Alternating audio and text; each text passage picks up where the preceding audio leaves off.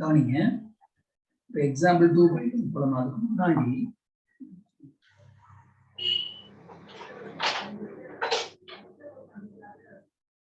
so before going to example 2.1 நான் ஒரு model some ஒன்று போறேன் பாருங்க. இந்த மாதிரி integral x square plus 2x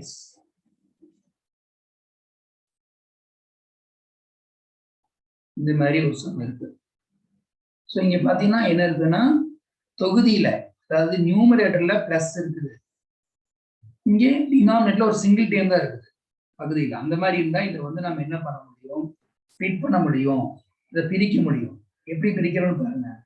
first what is the first term? x square by x 2x by x அப்படின்னு நம்ம இதை வந்து என்ன பண்ண முடியும், ஸ்ப்ளிட் பண்ண முடியும். அப்ப பண்ண என்ன வருது சொல்லுங்க பார்க்கலாம். What is x square by x? ஒரு x கேன்சல் ஆயிடும்.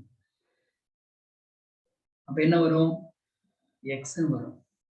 இங்க x கேன்சல் ஆயிடுச்சு. அப்ப இங்க 2 வருது. இப்போ இதை இன்டகிரேட் பண்ணி சொல்லுங்க பார்க்கலாம். ஃபர்ஸ்ட் ஒன்னுக்கு என்ன ஆன்சர் சொல்லுங்க. x பவர் 1 வந்திருக்கா, x பவர் 2 by 2 plus 2 வந்திருக்குது. நம்ம we are integrating with respect to x. x பொறுத்து தொகை கண்டுபிடிக்கிறோம். அப்ப 2 க்கு என்ன வரும்? 2x plus c. அப்போ உங்களுக்கு என்ன தெரியுது, டினாமினேட்டர்ல ஒரு சிங்கிள் டேம் இந்த மாதிரி இருந்துச்சுன்னா நம்ம இங்க வந்து பிளஸோ அல்லது மைனஸோ இருந்துச்சுன்னா நம்ம ஸ்ப்ளிட் பண்ண முடியும். பிளஸ் இருந்தா பிளஸ் போட்டுக்கணும், மைனஸ் இருந்தா மைனஸ் போட்டுக்கணும். இந்த கான்செப்டை வச்சுட்டு நம்ம இந்த சம போட்டுடலாம். எக்ஸாம்பிள் சம நம்ம போட்டுடலாம். இப்ப இங்க வாங்க.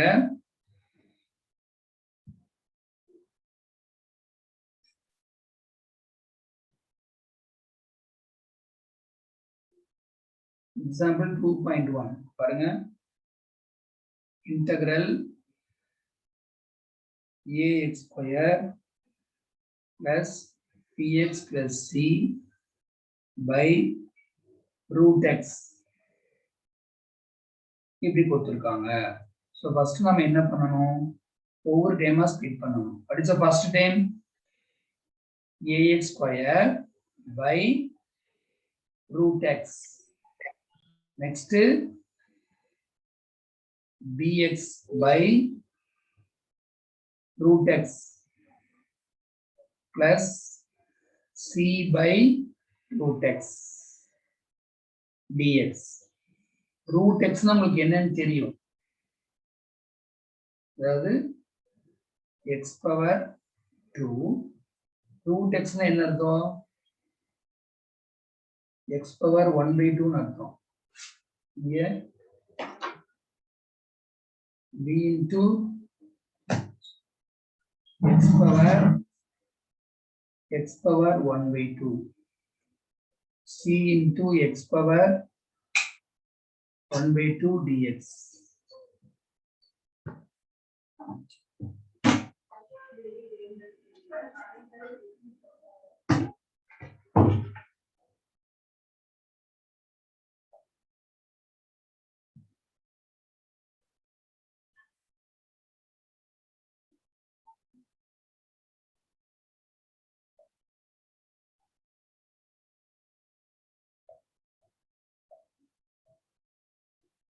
ஓகே, இப்போ கவனிங்க. நம்ம என்ன பண்ணிருக்கோம், ax square by root x bx by root x c by root x dx. அப்போ ரூட் எக்ஸ் நான் என்ன எழுதியிருக்கிறேன், x பவர் 1/2 x பவர் 1/2 எழுதியிருக்கிறேன். ஏன்னா ரூட்னாலே அர்த்தம் பவர் 1/2 அர்த்தம், இந்த மாதிரி கியூப் ரூட்னா 1/3 அர்த்தம். ஸோ அதை தான் நான் பண்ணியிருக்கேன். ஃபர்ஸ்ட் வந்து என்ன பண்ணி தனித்தனியா நான் எழுதியிருக்கிறேன். அதுக்கப்புறம் நம்ம சிம்பிளிஃபை பண்ணணும், சுருக்கணும்.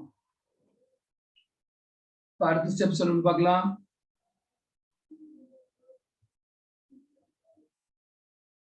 a into x power என்ன வருது சொல்லுங்க. இங்க வந்து என்ன டிவிஷன் பண்ணும்போது நம்ம என்ன பண்ணணும், x power 5 x power 2 அப்படி இருந்துச்சுன்னா x power 5 minus 2 x power 3 இதுதான் ஃபார்முலா. ஸோ பவர் மேல வரும்பொழுது என்ன ஆகும், மைனஸ் ஆகும்.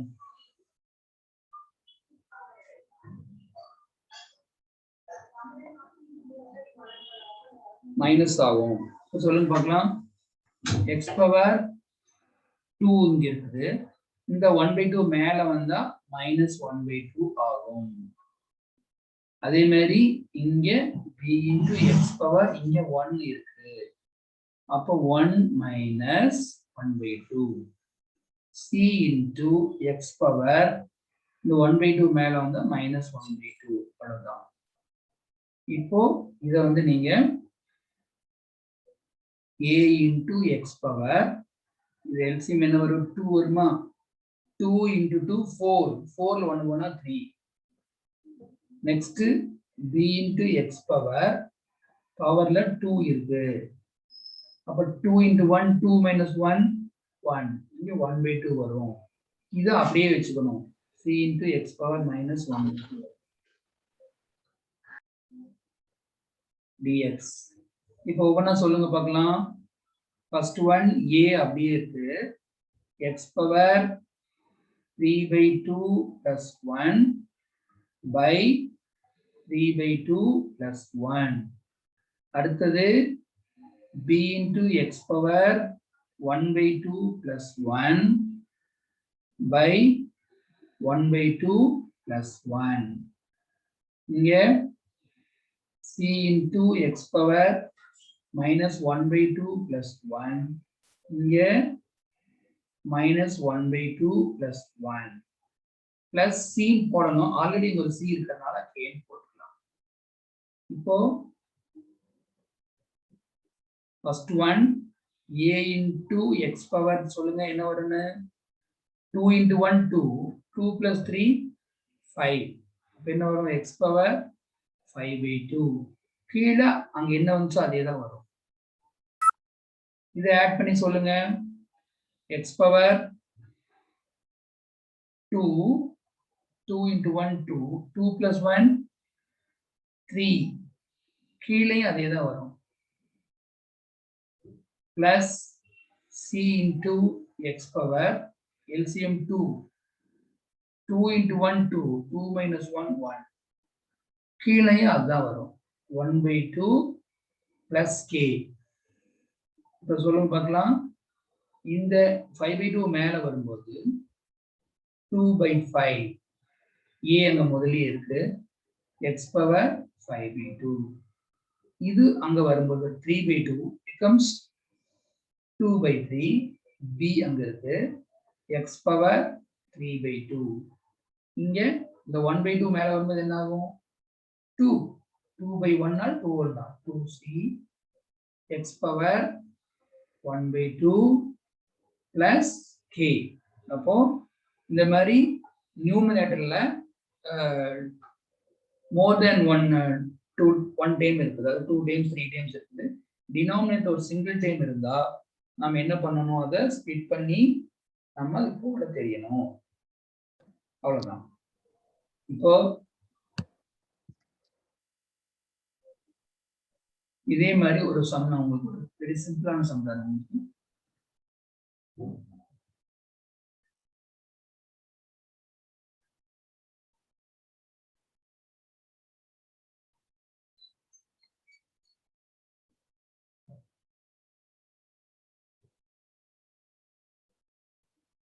இது ஒரு ஓன் ப்ராப்ளம் தான். சொல்லுங்க பார்க்கலாம். நீங்க என்ன சொல்லணும், ஒவ்வொரு ஸ்டெப்பா சொல்லுங்க. What is the first step சொல்லுங்க. x power 5 by x square. Next x power 4 by x square. இங்கே x square by x square minus 2 by x square.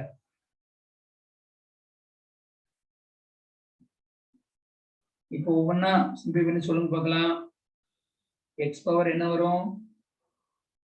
5 minus 2. இங்க எக்ஸ் பவர் 4 minus 2. இங்க என்ன ஆகும்?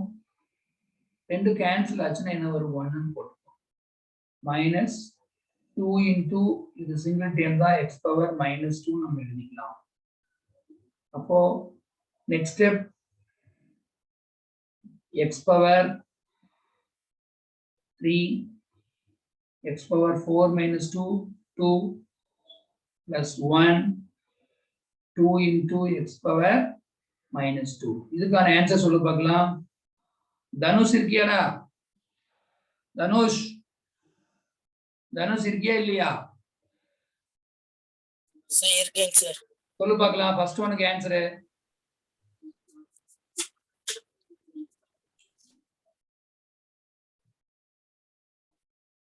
பவர் என்ன இருக்குது? பவர் என்ன இருக்கு? 3 இருக்கா? அப்ப 3 plus 1 by 3 plus 1. இங்க x power 2 வருது. அப்போ 2 plus 1 by 2 plus 1. இங்க வெறும் நம்பர் வருது. 1 வந்துச்சுன்னா 1 into x, x. இங்க வந்து x power minus 2 plus 1 by minus 2 plus 1 plus c. அப்போ x power 4 by 4, x power 3 by 3 plus x minus 2 into x power minus 1, இங்கேயும் minus 1 தான் வரும், plus c. அப்போ உங்களுக்கு என்ன கிடைக்குதுன்னா x power 4 by 4, x power 3 by 3 plus x minus into minus plus, but 2 into x power minus 1 அது அப்படியே இருக்கணும், plus c. இதுதான் வந்து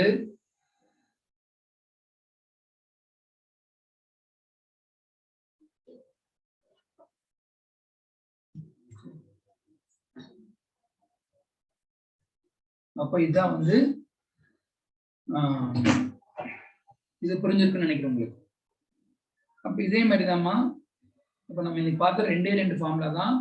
integral x power n dx equal to x power n plus 1 by n plus 1. இன்னொன்று வந்து constant வந்தா constant into x. இந்த concept வச்சு நீங்க என்ன பண்றீங்கன்னா நான் சொல்லக்கூடிய ஹோம்வொர்க் மட்டும் போட்டுருங்க.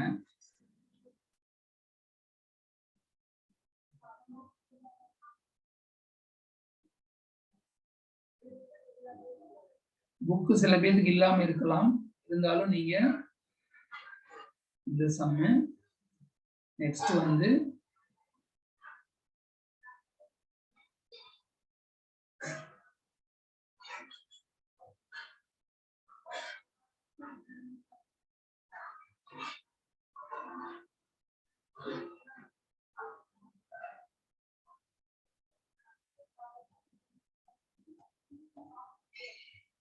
x power 3. அப்போ என்ன பண்றீங்க, நான் கொடுத்த ரெண்டு ஃபார்முலா திரும்பி பாருங்க. இந்த கிளாஸ் நான் கொடுத்து இது மட்டும் ஞாபகம் வச்சுக்கோங்க.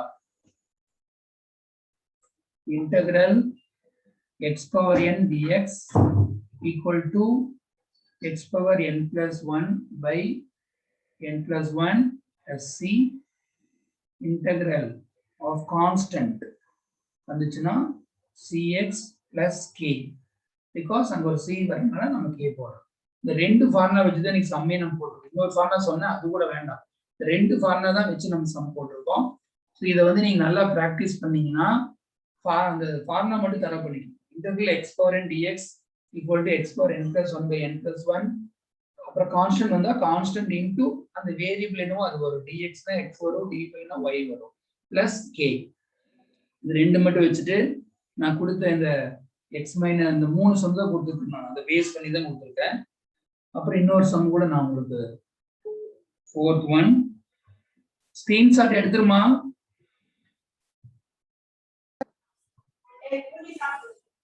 ஸ்கிரீன்ஷாட் இப்ப எடுத்தா சரியா இருக்கும். Yes sir.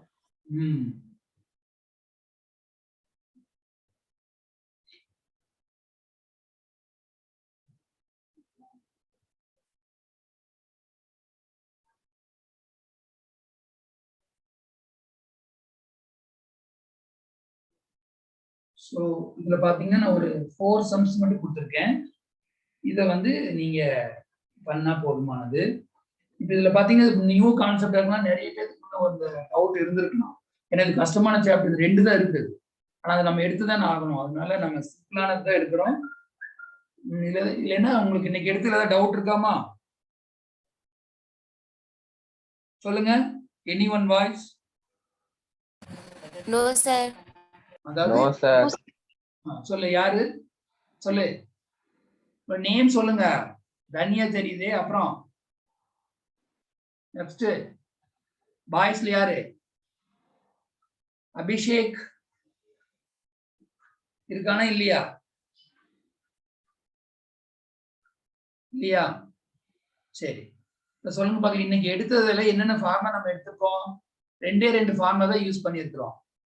What is the first formula? Integral x power n dx equal to, எப்படி ரீட் பண்ணணும் அது முக்கியம். அதுக்கு நான் சொல்லிட்டு இருக்கேன். Integral x power n dx equal to x power n plus 1 by n plus 1 plus c. Next integral c into dx equal to cx plus k. யூசுவலா c போடுறோம், இங்க k போடுறோம்னா அங்க ஆல்ரெடி c இருக்கிறதுனால இந்த 2 ஃபார்முலா படிச்சிருக்கிறோம். So அப்ப இதுல இருந்து என்ன தெரியுது? இன்டெகிரேஷன் அப்படிங்கிறது ரிவர்ஸ் ப்ராசஸ் ஆஃப் டிஃபரன்சியேஷன். தொகையிடல் என்பது வகையிடலுடைய எதிர்மறை அல்லது நேர்மாறு. இதுதான் கான்செப்ட். So 2 formula. இந்த சம்ஸை போடுங்க.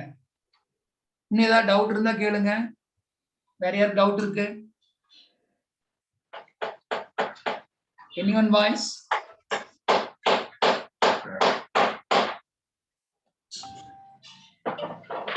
சொல்லுங்க. டவுட் இல்லையா?